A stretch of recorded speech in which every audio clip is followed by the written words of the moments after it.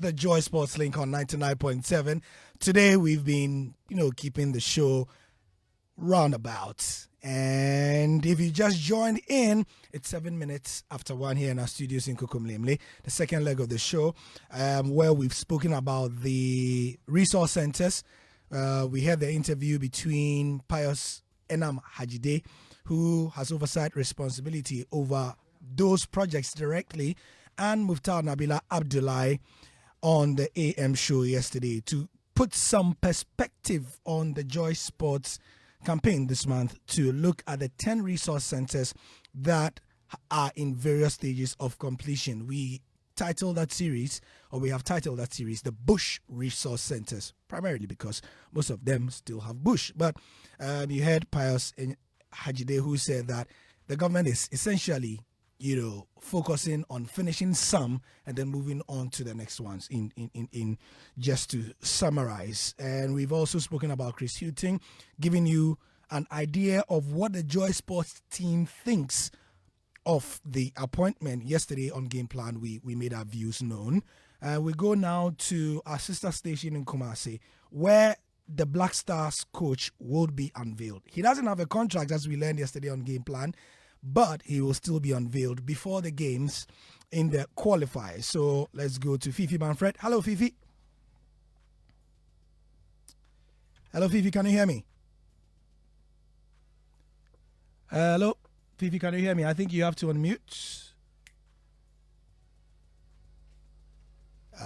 Let's try again. Fifi, can you hear me? Okay, one more time. Fifi, good afternoon and welcome to Joy FM. Okay, something is wrong with his line. We'll try and get him later. But you've heard everything that we had to say about Chris Hughton and the deal with the national team, which is not yet done presently. So what are the key issues?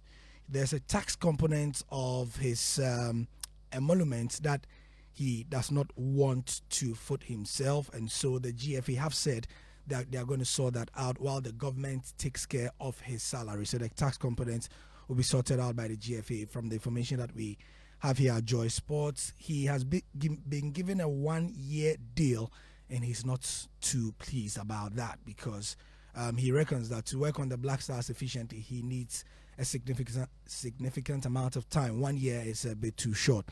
Also, there's a game to play, and in the qualifiers, Chris Hughton has made his call-ups. We'd love to hear from you.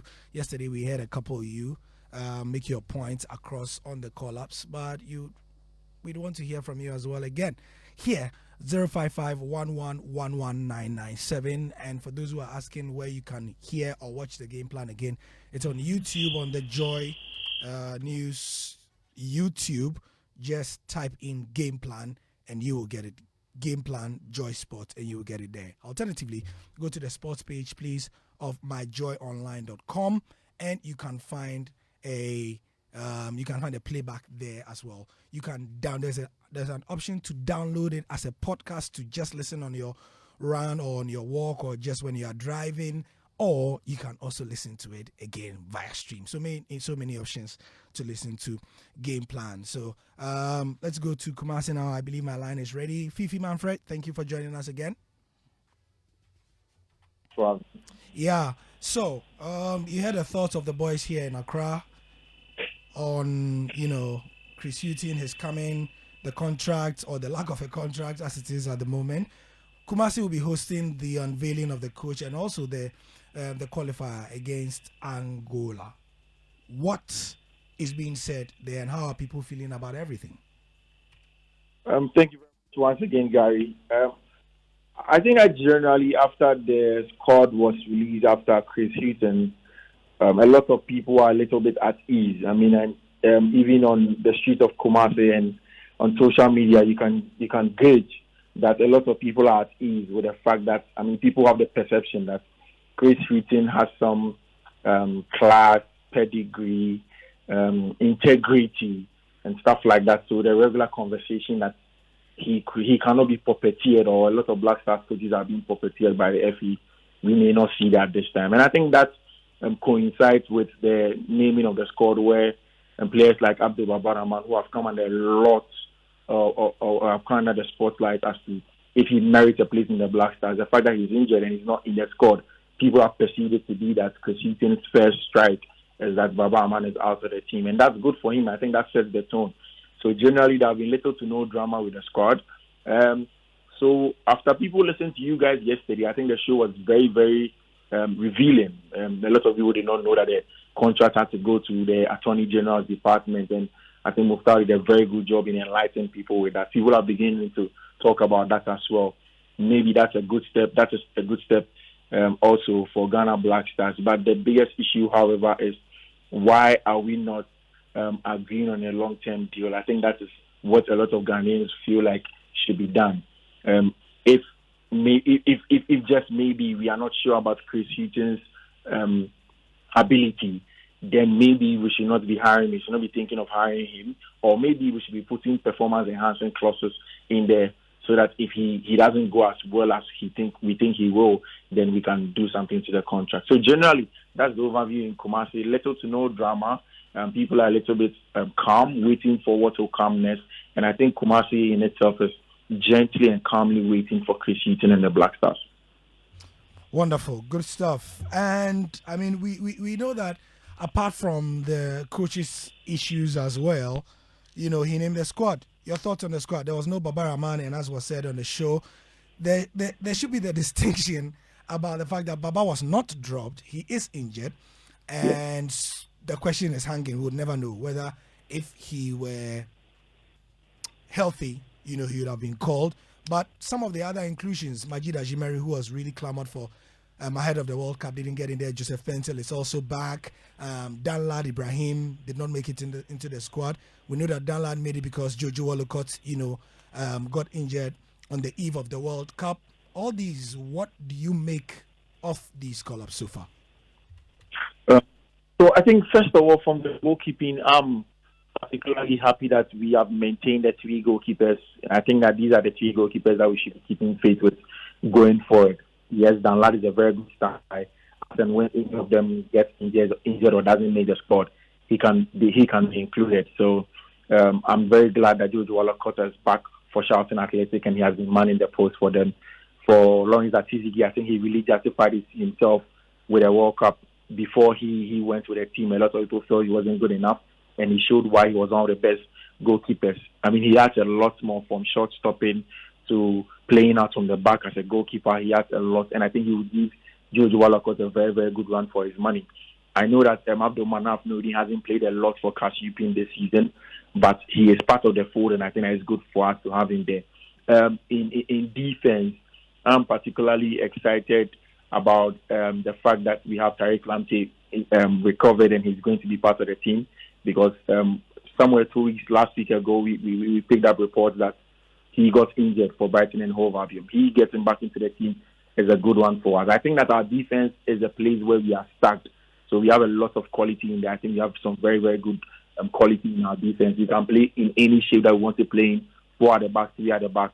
Baba Abdurrahman, like you rightly put, we would never know that if he would have been called, if he was fit or not. So it's a good one. Patrick Pozo is somebody that I watched on Thursday when he played for Sheriff Tiraspol in Europe, and I think he was good. He was decent for his club side, and I would love to see him in the Black Stars jersey. Generally, for the defense, no problem. In the middle of the park, I think that's where the inclusion of Majid Ashimeru, the exclusion of Abdul Baba, Idris Baba, his exclusion. I mean, just before the World Cup, there were conversations about he getting injured and not being included in the final squad. I don't know what his current state is with respect to health. But then the inclusion of Majid Ashimeru excites me, because I think that we have similar profiles in our midfield. So if you look at someone like Edmond Addo, he's a similar profile to Partey and Salis Abdul Samid, especially without the ball. And I also think that someone like Daniel Amate, who started playing midfield before he played at defense at Copenhagen and Leicester City, can also play in the same role, especially without the ball, as Partey and then Edmond Addo. So with Majid Ashimero, who is a pure number 8 and has a lot of energy to press, especially from wide areas like he does for Anderlecht, he gives us a different dimension and skill set from a player. So that's a very, very good inclusion for me. I did not get to see Ransford Yeboah connect the at World Cup, and I think that with Danny Kofi Chire's injury, he gets the chance to get back into the team. So that's also a good one. Possibly we'll get to see Ransford Yeboah connect the He has some very good numbers in Germany. So it's a very good one. I like the combination of Thomas Party and Salah Abdel Samed.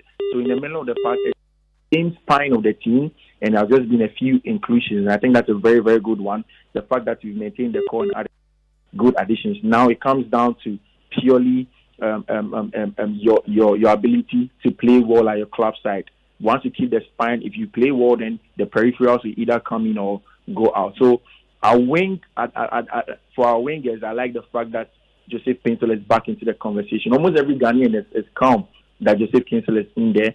I like the fact that he did not drop his shoulders when he didn't get to make the Black Stars squad, and when he lost his dad and everything, he still got some very, very good numbers for Genk in the Belgian Pro League. He has been very, very good. This is arguably one of his best seasons over there. So it's a good one. His inclusion gives us a lot. We are going to get fullbacks that can keep the weight, whilst people like Joseph Paintel can play as inverted number 10s, create and score goals from wide areas for us, especially now that we do not have a certain Asamoah who will be giving us a lot of the goals. So that's a good one from there. I also really like the fact that Kamaldeen Sulemana has gotten a chance to play in the English Premier League, and he gets to play for the Black Stars with that experience. It's a good one for us as well. Somebody like Mohamed Kudus, I'm always excited about him. I know people will be asking questions about the fact that why did we put Fatal Iswako's name in the team for a very long time to withdraw at this point in time. I've always thought that Fatal should have had some tutelage from our lower teams before we throw him into the Black Stars proper. So for me, I think that's a step in the right direction for him. I don't think that he was ready for the pressure. I don't think that he was even fully developed for the Black Stars. And even at Sporting CP under Ruben Amorim, he has seen limited time in the senior team, and he has to be playing the junior side. So I think that's a good step for him. He should be managed very well in the junior side of Ghana so that he can be managed and brought into the Black Stars proper. So for wingers, I think also that controversially, my opinion is that if you look at, apart from maybe on the continent, Nigeria, in terms of attackers, we have a lot of quality. We are stuck in quality. We have a lot of depth in that area of the pitch, from wingers to attackers generally, from Mohamed Kudus, Paintel, Jordan Ayew. All of these players have a lot of quality. I'm very, very excited about Kamal Sowa. Yes, under Scott Parker, Club Brugge's form has gone down in the Belgian league, and then, of course, even in Europe. But he was very, very good in the group stages of the Champions League, and I think that Kamal Sowa will add a little bit more. I do not judge Andre Ayew's inclusion in our team based on any on-the-pitch reasons whatsoever. However, I think that he's an important cog in terms of galvanizing the old and new players, and then helping them to settle into the team, helping the technical team to liaise with both of them and all of that. So I think Andre's inclusion is a very, very important one and all that. So generally, I think, like I said earlier, little to no drama. The fact that we've kept the spine and we've added a few, I think we are good to go, Gary. Well, one other thing I'd love to ask Fifi is this. Let me read a few comments off our pages in response to Chris Hughton's call-ups. Emmanuel Kofi Adalete says, if this man doesn't succeed, we need to dissolve the senior national team and stay away from all FIFA and CAF tournaments for 5 years. Kwame Mensah says, I didn't expect anything significant or different from the World Cup call-ups, but I've got a feeling that this man is onto something. Sneakhead says, happy to see Edmond Addo back in a squad that I feel is meritocratic. Eugenia Owusu says, the team owners are still inside, but I'm quite happy with what I am seeing. Mascot Maoli Kudiabo says, these are meant to give us qualification. I like the look of the team. May God help us. Survivor Awudi says, the coach has spoken our mind. Samson Kofi Ayensu says, they will allow him to work for now and hence a good call-up on his first attempt. But when they qualify for the AFCON, that is where the manipulation will start. Joshua A. Mensah says, at this point, let's call up the local league since it cannot produce players for the national team. Godwin A. Apula says, Good that some players have finally been dropped, but not a single player from the local league. It doesn't speak well of our local stuff. Francis Niayama says, go and he says, Coach, you do all. Rahman and Idrisu out. I like this squad. Hardy Ofe Jr. says, Ali Duseidu needs to be part of this squad, but I'm hearing that he's injured. Anyway, so the question I want to ask you is, why does it seem, and maybe this is from this side of the pond and what we've noticed, but first of all, do you get the general impression that people are quite happy with this squad? There's a sense of moving with Chris Hughton for some reason, and why do you think this is? Yeah, Gary, I think that is 100% correct. I mean, if you gauge what everybody people are saying on social media and even on the ground, a lot of people think that Chris Hughton is a fresh blood, in as much as he was with the team at the World Cup. And I think his CV sort of like give people a reason to at least give him the benefit of the doubt. I mean, there's a man who was with Tottenham Hotspur for a very long time, with Newcastle, with Brighton and Hove Albion, with Swansea City. I mean, he has seen it at the top of English football, and the fact that he has a Ghanaian lineage also. You know, for a while now, we have at some point either wanted a Ghanaian coach or an expatriate coach. This one, the biggest critique of the people that said, okay, we don't really need the Ghanaian coaches, they don't have the CVs. Then the other guys that said that, okay, we don't need an expatriate, that they don't understand how we do things. Really, maybe Chris Hughton doesn't understand how we really do things, but he has a Ghanaian family who he can fall on in tough times to get an explanation of how the Ghanaian way of doing things can be done. And also, he has a CV to show for it. For some reason, all of these things come together, and I also think that the fact that there have been key injuries to some people like Baba Rahman, who were the center of controversy post-World Cup, pre-World Cup, and the fact that people like Joseph Pintel are back into the team, who almost every Ghanaian felt that he deserved a place in our Black Stars, now literally set the tone that for once there's a breath of fresh air. So it is good. I think it is good. I mean, for a while now, almost every time once the Black Star squad is out, there is some drama around it. This time there's no drama, or there is least drama, and it is good for him, Chris Hughton. It is good for the Black Stars. It is good for the players.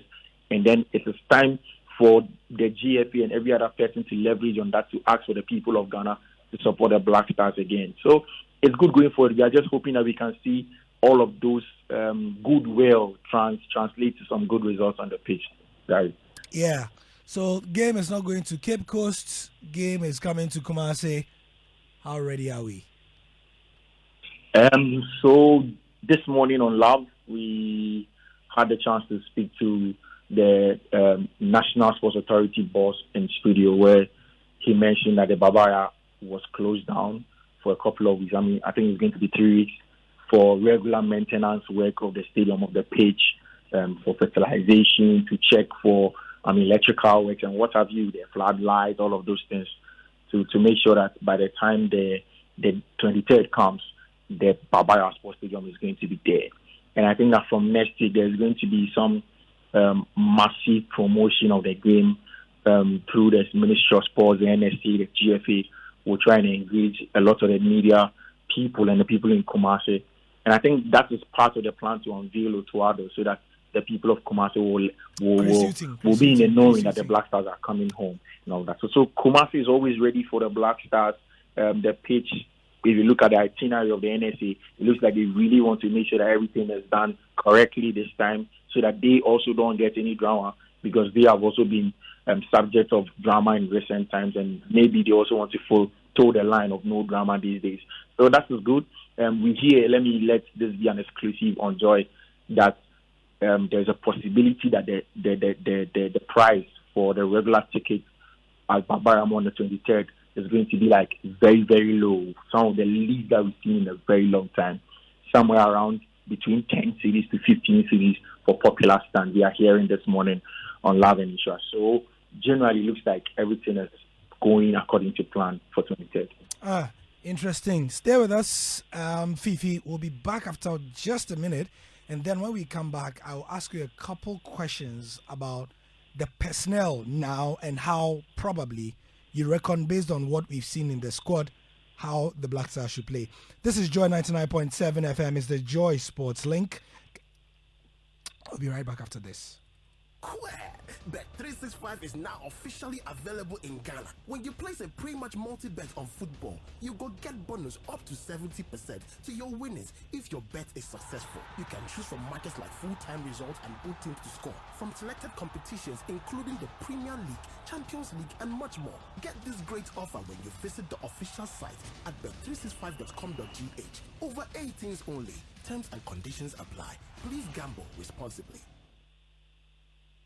1xBet. Easy betting, easy winnings. 1xBet, the most reliable service to make deposits easily with high odds and numerous bonuses on the spot. Register now at 1xBet.com.gh. Use promo code BESTODDSGH to get 300% bonus up to 3,445 Ghana cedis on your first deposit. Easy to use, easy to have a chance to win. 1xBet, reliable bookmaker. Gambling can be addictive. Bet responsibly. Not for person under 18 years. This advertisement has been vetted and approved by the Gaming Commission. Joy 99.7 FM. Keep this frequency clear. 99.7. It's approaching 29 minutes after 1 here in our studio. This is the Joy Sports Link.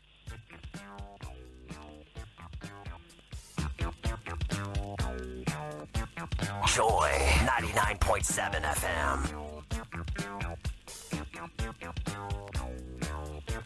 Keep this frequency clear.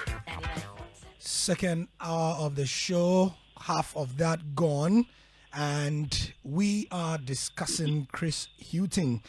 If you've not heard, well, he's going to be unveiled as the coach of the national team pretty shortly in Kumasi, and that will be ahead of Ghana's first engagement, or the Black Stars' first engagement of 2023. They'll be playing in an AFCON qualifier against Angola. The first leg will be in Kumasi, from where Fifi Manfred joins us. Fifi, thank you for joining us again. Good to have your perspective to the various issues. Hello, Fifi, can you hear me? Yeah, hello, I can hear you. Right. So to go through the squad again in detail, we've spoken about it, but just got a comment that some of you would love to know what it looks like. Goalkeepers: Lawrence Atizigi, Abdul Manaf Nuruddin, Jojo Wolacott. Defenders: Tariq Lamte, Dennis Odoye, Gideon Mensah, Patrick Bozo plays for Sharik Tiraspol, Daniel Amate, Joseph Edu, Mohamed Salisu, Alexander Jiku. Midfielders: Thomas Partey, Majid Ashimeru, Abdul Salih Samed, Edmond Ado. Wingers: Jordan Ayew, Osman Bukari, Joseph Pentel, Kamal Din Suleimana, Ransford Yeboah Konigsdorfer. Forwards: Mohamed Kudus, Andre Ayew, Kamal Soa, Iñaki Williams, Antoine Semenyo. 1:39 our studios here in Accra. I'm sure it's the same time in Kumasi, isn't it? Of course. Fifi, so I was saying that the general reaction to Chris Hughton's coming has been quite good. But is it a case of, well, you can never tell with Ghanaian football fans, they can turn on him in an instant? Yeah, I mean, Gary, I think that was, like, you've said it rightly over there. Once things begin to change, once the average Ghanaian football fans begin to feel like Chris Hughton is being puppeteered, once they follow their games in Europe and they realize that some players are not really being played, and then some players are linked to some people and are not really played, then they will ask questions. They can turn on him. You know, like, Gary, you have followed our game way better than I have, and you can tell without a shadow of a doubt that we are sometimes impatient, especially with our Black Stars, especially when things are not going, especially when we sense foul in and around our Black Stars. So definitely all of that can happen, and I think that he will be in the knowing. That's why I am glad that Chris Hughton has a Ghanaian family who will let him, who will make him aware. So if there are other people who may be lying to him, he will be made aware by his family that, you know what, over here these guys can turn if things begin to go south. Yeah. And before I let you go, though, I said before the break that we should probably talk tactics. What should change? Yeah. Well, Gary, generally, I think that we should expect that we shouldn't expect, first of all, that Chris Hughton is going to play free-flowing, flamboyant, nice football. We maybe will not get that, especially first because his first key principles of tactics is about defensive solidity. And also, as a national team coach, he may not get all the time to implement a nice free-flowing football. But one of the things I think we can expect from him is defensive solidity. He likes that defensive solidity. If you look at all his teams from Tottenham Hotspur to Brighton and Hove Albion, in fact, there are interviews that he has granted to Coach's Voice where he states clearly that for him it's about that regular 4-4-2 shape a lot of the time without the ball. Then he looks for outlets, big, bulky centre forwards at the club side. In the Black Stars, maybe we can find other outlets. Maybe Andrea, he has a very good hold-up play. Antoine Semenyo's hold-up play can also be worked on as an outlet for us. Then a number 10 who will pick up those pieces. So, yes, we shouldn't expect free-flowing football, but then one of the things that we can expect from him is also the tactical flexibility. He has used a couple of formations, the 4-4-2, the 4-4-1-1, and the 4-3-3. But also in recent times, you've seen that under Coach Otuado, we went to a 3 at the back. So that can also be in the mix, a 3 back, then other variations of the 4 at the back, the 4-4-2, 4-3-3, and the 4-4-1-1. It's something that we should see. But generally, we should look at our defense being very solid. He does that a lot. Without the ball, it's the 2 blocks of 4 and then the 2 attackers right in front of that. Not necessarily a high press, just a mid-block and a mid-press like that, but preventing opponents from getting a lot of time and space on the ball to break us down. So it's going to be difficult for opponents to break us down if Chris Hughton's football gets into shape, and then we are going to see defensive solidity. Maybe we are going to see a defensive solidity semblance to that of what Didier Deschamps and the French national team used to do in the World Cup. Solid at the back, good hold-up play with Giroud, Mbappe running off him, and then they get the goals. Because I think we have that. I think we can have a number 10 in Mohamed Kudus, like an Antoine Griezmann, who will be in those pockets of spaces on the left and the right. We can have him also picking those balls when an Andrea Ayew and Antoine Semenyo or an Inaki Williams holds up play for them. Then we have willing runners in Joseph Pinto. We have willing runners in Jordan Ayew. We have willing runners in Kamal Sua, who can make the off-the-ball runs into those channels. Then some cuts back and we get it. I know that when I'm talking, it looks very simple, but then that is the perspective, that's the picture I'm trying to paint if Chris Hughton's football gets to play. Not necessarily playing out on the back nicely, but then very effective, very resolute at the back, getting an outlet in attack, and then having the players to head opponents. Because I think we have the pace, we have the aggression, and we also have technical midfielders. Ideally, the partnership between Thomas Partey and Salah Abdul Samed is a wonderful dynamic partnership on the ball, such that anyhow we want to play, whether as a mid-block, whether as a high press, we can do it very, very well because we have the men to do that. I think we will be seeing Denis Odoi at full-back a lot, at right back, because he is the kind of player that will fit how Chris Hughton wants to play. He may want to attack with one flank, whilst the other flank, the full-back is going to join the 2 centre-backs to make it a back 3 if we are attacking. So that may be something that we'll see. Maybe we may not be seeing Tariq Lamptey a lot more because of he prioritizing the defensive parts of the game, and we may be seeing Denis Odoi, who can also play as an inverted CM for us. So it's exciting, guys, to be very honest with you. This is a coach that knows his stuff. I just hope that he gets to do his job devoid of every other contract issue, and he shouldn't be put to the sword in the media and by critics of the FA and the sports ministry if things do not go or that he's being puppeteered. Maybe he should be allowed to do his job, and maybe for once, the AFCON that has alluded, we, the young generation of Ghana, maybe for once we get to see something. All right. Thank you very much, Fifi Manfred. Comprehensive thoughts on what we probably can expect in terms of the tactics when we play against Angola on the 23rd and a couple of days later in Angola in Luanda. Thanks very much. He's joining us from Kumasi, our sister station, Love FM. And you can get him on at Fifi Manfred. Fifi, that's your Twitter, right? Oops. Okay, it's at Fifi Manfred on Twitter. He joins us for that one. Here on the Joy Sports Link as we segue into boxing. But first of all, do you know that you can see the best football stars live in Europe as the Champions League has kicked off for this year? this February, Match Experience Hospitality AG, the exclusive hospitality rights holder of the 2022-23 Champions League, is making this possible with its hospitality packages that come with match tickets, flights, and accommodation. So you can follow your favorite football club as they progress through the stages all the way to the finals in Istanbul in Turkey. In June, will Real Madrid win the Champions League for a record 15th time? And do you reckon that anybody else can do it? Will Pep Guardiola and the citizens and their Champions League hoodoo? How far will the pride of London Chelsea go in this year's tournament? Well, just call Match Experience Hospitality AG on 055 155 1118 or 055 155 1119. That's the way you can reserve your booking, or you can do so by emailing your inquiries to sales@matchesphospitality.com.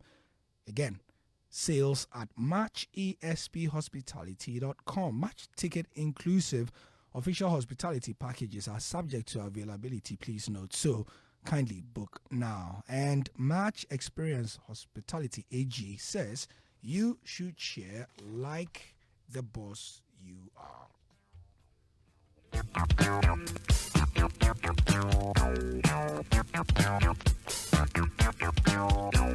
Joy 99.7. Moving on into the boxing, because as we've told you, for the last couple of weeks, we've been leading the coverage of the fight involving Isaac Dogboe and Robaisi Ramirez. It's Isaac is fighting the Cuban for the world title so that he can become a world champion for the second time in his career. Won the first time, he was beaten to a pulp, a couple times by Emmanuel Navarrete. He's worked his way up again, and he is on the trajectory to possibly win it on the 1st of April. Nathaniel Ato was in the United States with Team Dogboe, brought loads of amazingly good content to give us insight as we begin the build-up.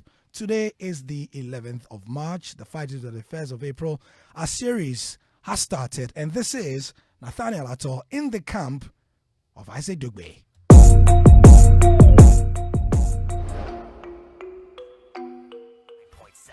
Well, thank you very much for joining us for another edition of In Camp with Isaac Dogboe as we build up to April 1 as the Ghanaian boxer and the Ghanaian former world champion makes a very big attempt to get back to world championship status, to write a different story and a different script and give himself a new accolade which will set him apart from many boxers who have graced terrains here and in different parts of the world.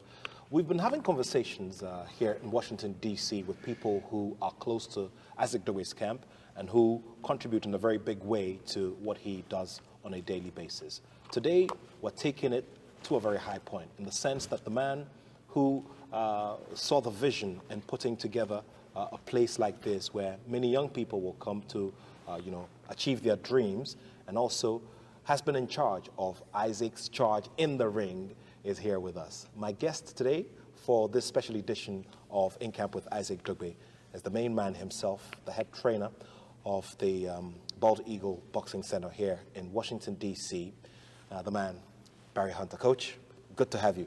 Man, it's good to see you. Thanks for coming, man. Yeah. Great. Especially coming all this way. Yeah, sure. It's always worth it. And thank you so much for the warm reception as well. I really appreciate it. Man. I appreciate the love. Great. I walk in here and I see, a lot of work. When you look at these walls, I mean, spiritually, they tell you a lot of things, considering the fact that you've had, minimum of about 10 world champions pass through here. You reflect now and you're looking at the starting stages. How fulfilled do you feel, considering that you had the vision and you decided to put this place together, and you've worked with this amazing number of young people and young boxers? Well, first of all, I got to give God all the praise, because without the Most High, I couldn't have done none of this.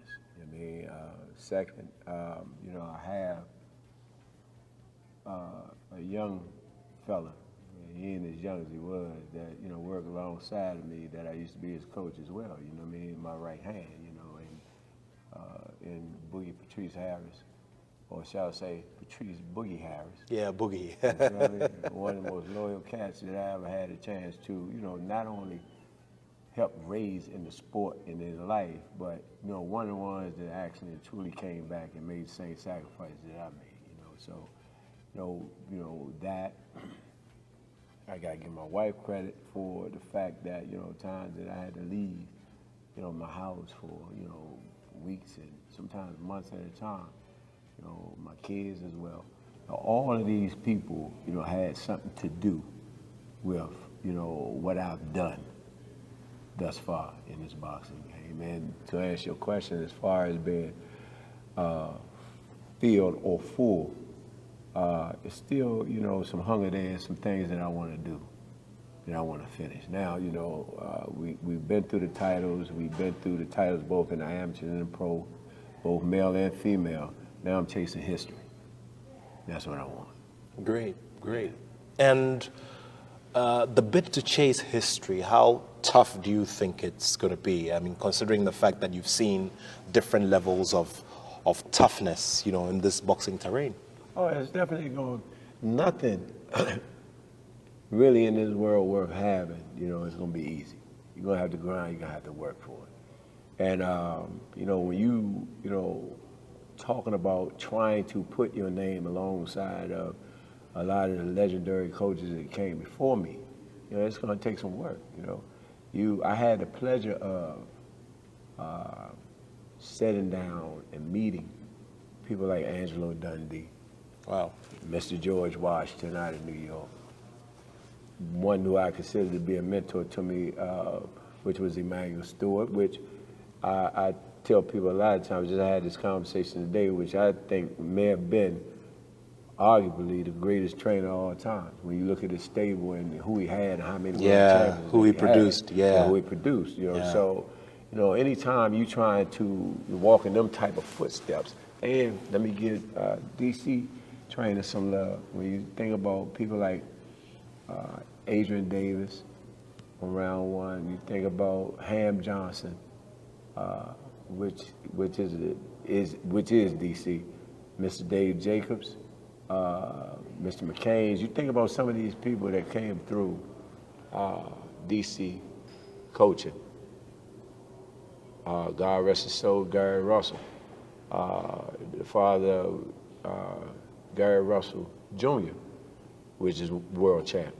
When you think about these people, these were legendary figures in DC, coaching. So, when you start walking these walks alongside of these people, it's a lot of legend, man. You know what I mean?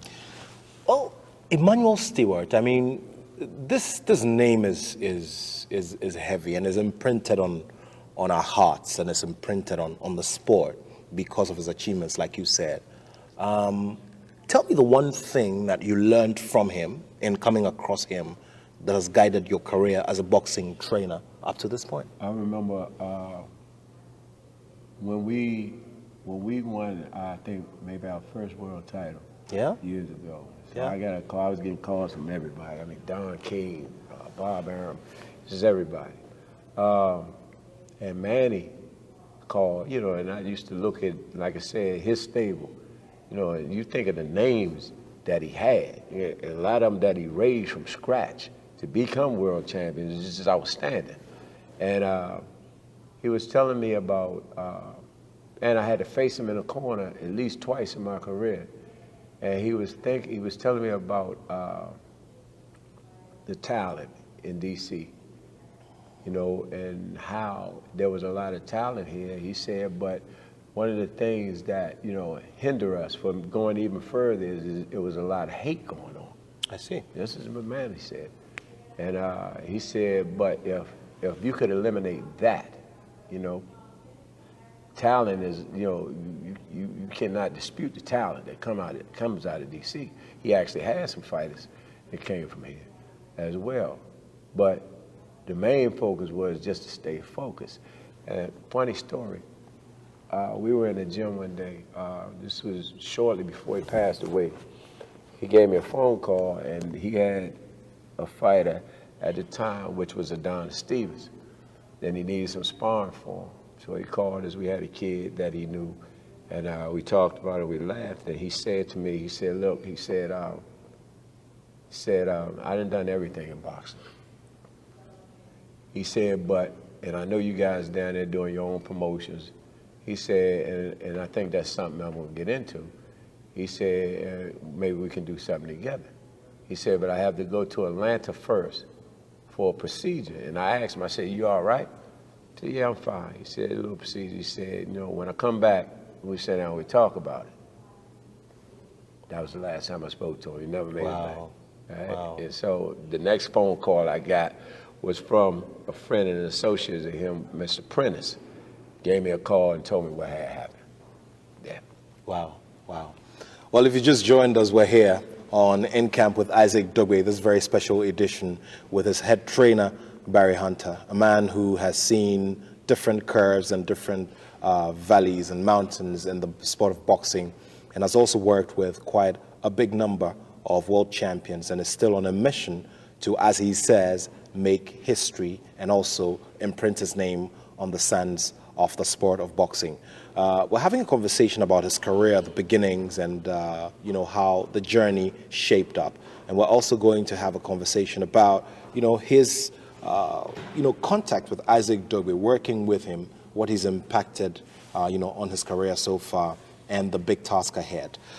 Coach, you formed this big accolade which has shaped the journey and the way you train and the way everybody shapes their minds when they walk in here, and it's called the Headbangers. Everybody who's here is known as a headbanger. Tell me about that concept of the Headbangers. There was years ago.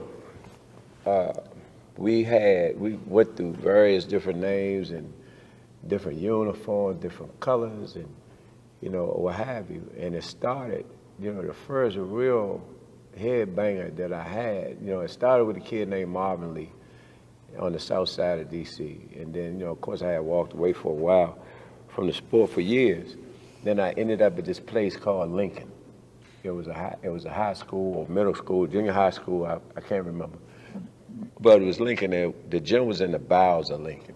My nephew's dad had a job up there. I just so happened to be driving from work one day, and I saw a boxing ring on the basketball court outside. And later on that night, I had a conversation with my nephew's dad, which is, a world-class referee by the name of Mr. Malik Waleed. Told me he had got a job up there, and I said, hey, that's my thing, He said, come on, I got you. So I went up there. But when I got there, it was a little room, maybe the width of it was smaller than this ring, and it wasn't as long as this ring, maybe a little bit. And there was no order. There was a mat on the floor. There was containers, big containers on the floor. I don't know what was in them. All I know is it stained the floor. Kids was running in and out. I think we may have 1 or 2 bags in there, and they hit the bag and run out. So it was no order. It was chaos. And I ended up grabbing a couple of the little kids, and I started to work with them. And from that point, there was a bigger kid, older kid, by the name of Chris King. And, he kind of gravitated towards me. I started working with him. And he turned from novice to an overclass fighter, and he just started winning. I see. He won like maybe 13 fights in a row. Straight up. Wow. And so we would come back with his trophy. He feel real good about himself, And so Boogie, seeing him coming back and forth, he's like, man, I got to get with this. These guys winning. You know what I mean? And he asked me, would I help him out? And I, kind of treaded lightly because, the kids, these kids out in the streets, you don't know, how to approach them or what have you. And so I told him, I said, when he reached out, that was the green light. I say, man, no problem. I say, big man, you're a lot faster than you know you are. His hands, he had real quick hands to be his size. And so started working with him. He was, 3+ at the time. He got down to the low 3s. And we started fighting. He started winning. And so I had them two, and they was doing their thing, right? And then from them, you know, you had the rest of the kids coming in, and after a while, you know, it was born. You know what I mean? And so we ended up settling on the name. There was a song by wasn't Method Man. Was it Method Man? Method Man, yeah. Yeah, the Headbangers. Yeah, sure. I had a friend who was good in art, and kids, you know, I started training kids, and they started winning, and they started stopping other kids, and I mean, it's like a wave, you know. Nobody knew us. We just came out of nowhere. And we liked the name Headbangers, so he took and cut it out in leather and printed it on one of the kids' shoes, and it stuck. And that has been the story. It's been a story. And then the color purple. Of course, purple is, you know, has a good meaning behind it, you know, victory and royalty. You know what I mean? And so we did excellent in one of the tournaments. I mean, we blowing kids out. And the color stuck. So they started calling us the Purple Kids. And then when they put the name with the color, and the rest is history. Wow, interesting stuff there. Look, you also, you know, look back at the achievements made, producing all of these world champions. Can you tell me about, you know, something common that runs across, or a common trait that runs across some of the world champions that you've worked with over the period? Something common that runs, you know, through their respective stories? Earlier on, let's say when we got, most of the kids that I had, they all had a story. You know, they were either in the shelters or, you know, in the streets, you know, running around with the drugs, or, you know, robbing, killing, stealing. You know, it was always that story. Juvenile delinquents, they were in the juvies, federal penitentiary, you know, I had it all. And those were the kids that I got. At the time, the kids that I got at the time were kids or young people that didn't nobody else want. The ones society to say, you know, just, you know, leave them alone or cast them aside. Those are the ones that I ended up with, starting out. In fact, where we are right now, there used to be a shelter through those woods right there. And we used to get kids from the shelters too, and they all had that type of similar story for the most part. You may have one or two that had their parents with them, but the ones that didn't, those were the ones that we had, you know, at that time more success with. Wow. I don't know if it was their situations that made them more hungrier, yeah, you know, or made them appreciate more. I don't know. But those were the ones who, you know, a lot of time, for the most part, until recent time, were the ones that were more successful. Well, interesting stuff. I've been following Isaac Dogboe for a while now. I got introduced to him when he was 14, and I saw him get drafted into Ghana's national team, went over to the Olympics, came back, took one fight after the other in the professional ranks, and then he started getting opportunities for titles. Long and short, he became a champion, and then he became an ex-champion, and then there was a crossroad.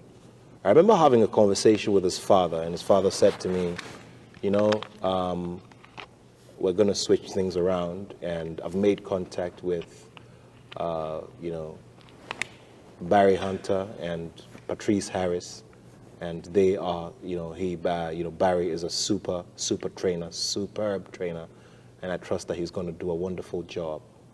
Tell me about your first encounter with Isaac, getting introduced to him, and starting work with him, and how it all went. It was wild. That was from above, and I'll tell you why. So we first saw Isaac fight when he won a world title against Magdaleno, right? That was Saturday. I liked him. I liked his energy. I liked everything about him.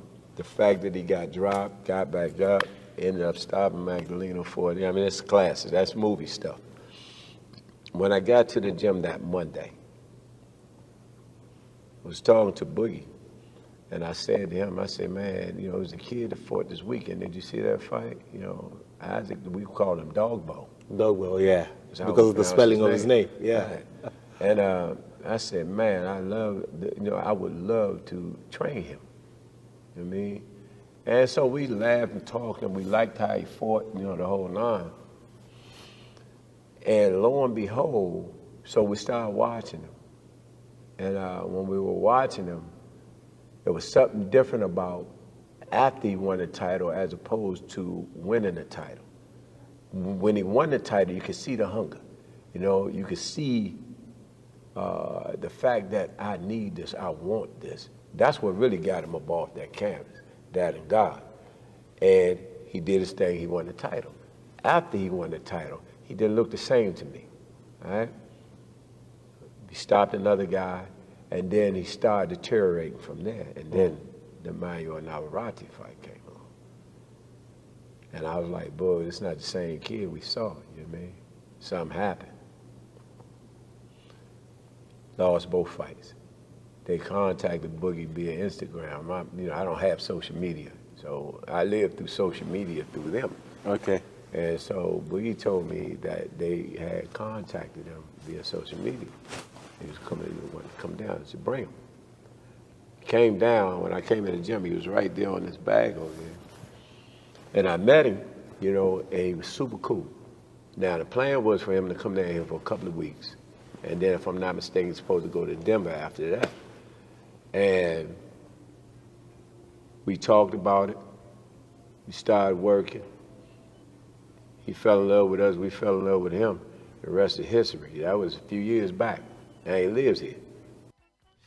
That is Barry Hunter, the trainer for Isaac Dogboe in our continuing series in camp with Isaac Dogboe. Nathaniel Atto was in Washington, D.C., in the camp of the boxer as he looks to become a world champion again. That's it for the Joy Sports Link for today. In a minute, we go for the news at 2. It's been a pleasure sitting in for Nathaniel Atto, who, like I said at the top of the show, turns 40 today. He's hit the 4th floor. Happy birthday again, Nathaniel, and may you live to be 99.7 if that is your soul wish. News at 2 coming up shortly. See you next week. Bye-bye.